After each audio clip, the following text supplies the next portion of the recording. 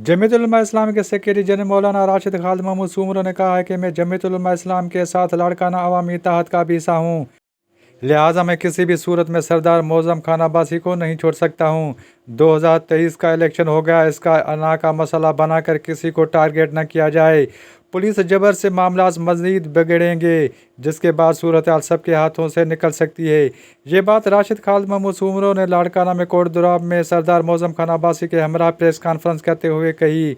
उनका मज़ीद कहना था कि अगर जिरगा के ज़रिए मोअज़्ज़म खान अब्बासी कसूरवार ठहरता है तो मैं खुद उन्हें सोहेल अनवर सयाल के पास लेकर जाऊंगा, लेकिन जिरगा से कबल मोअज़्ज़म खान अब्बासी सोहेल अनवर सयाल के पास जाकर माफ़ी मांगने वाली पेशकश नाकाबिल कबूल है।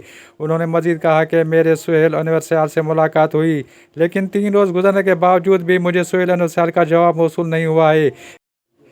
इस मौका पर GDA रहनुमा मोअज़्ज़म खान अब्बासी ने कहा कि अब्दुल अहद 6 रोज़ कबल पुलिस के सामने पेश हुआ, लेकिन फिर भी उनकी गिरफ्तारी पुलिस ने अभी तक जाहिर नहीं की। लगता है पुलिस अब्दुल अहद से अपना मनपसंद बयान दिलवाने के लिए दबाव डाल रही है। उन्होंने मज़ीद कहा कि पुलिस गैर जानबदारी का किरदार अदा करे, ना कि जानबदारी का। हम चाहते हैं कि शहर का माहौल ख़राब न हो और अमन अमान बरकरार रहे। ये सूरत लाड़काना की नहीं बल्कि सिंध भर की है, जहाँ मुखालिफिन के ख़िलाफ़ झूठे मुकदमा थानों पर दर्ज किए जा रहे हैं कि आपने मुझसे वक्त लिया और आप मुझे फ़ोन करके बताते कि भाई ये मैंने डिसीजन लिया है, मेरी बरादरी ने लिया है। नवीद लाड़क कहाँ से आ गया बीच में? मैं आज तक आपके फ़ोन के जवाब का इंतज़ार कर रहा हूँ। मैं आज तक आपके घर पे चल के आया हूँ, उसके जवाब का इंतज़ार कर रहा हूँ, आपने मुझे जवाब नहीं दिया कि सियासत करो, शराफत से करो, सियासत करो, रवादारी से करो। पहले दिन भी कहा था, आज भी कहता हूँ कि यहाँ बसने वाले किसी के ग़ुलाम और मुजारे नहीं है। डंडे पे हाँकोगे और यह कौम हाँकी जाएगी? नहीं होगा। हमारे आबा व अजदाद ने अंग्रेज़ के ग़ुलामी से इनकार किया था और उनके ख़िलाफ़ अलम बगावत और जिहाद बुलंद किया था। हम इस दौर के जालिम और जाबिर हुक्मरानों के ख़िलाफ़ अलम बगावत बुलंद किए हुए हैं।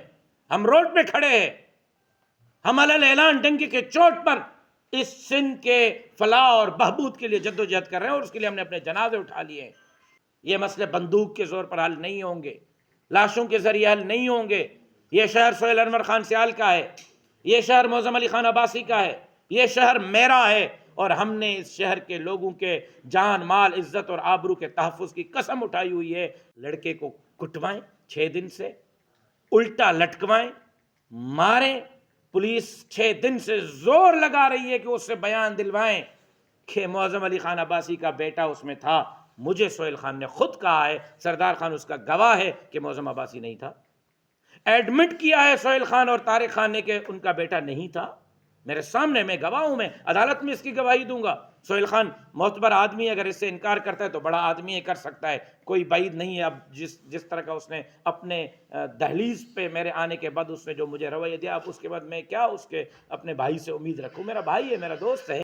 मैं कल भी मोअज़्ज़म खान के साथ खड़ा था, मैं आज भी अपने इत्तेहादी के साथ खड़ा हूँ। मैं लाड़काना अवामी इत्तेहाद का हिस्सा हूँ, लेकिन इन रवैयों से, पुलिस तशद्दुद से, FIRों से, इन हुकूमत के बलबूते पे जबर और सितम से शहर का मसला हल नहीं होगा, मज़ीद बिगड़ेगा। कल उसके ज़िम्मेदार वही होंगे जो इसको कशीदगी की तरफ लेके जा रहे हैं। मैं फिर भी अपील करता हूँ करें।